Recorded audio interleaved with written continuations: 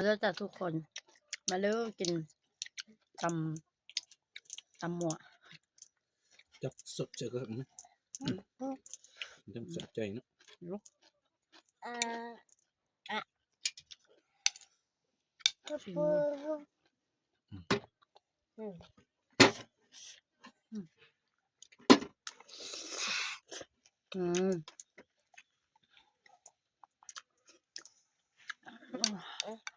พัก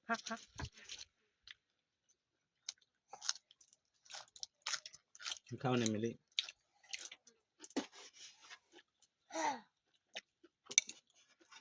แม่พักกัดเขา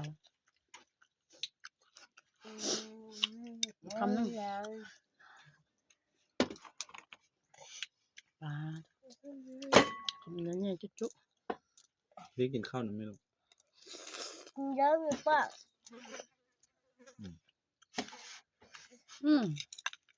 เศร้า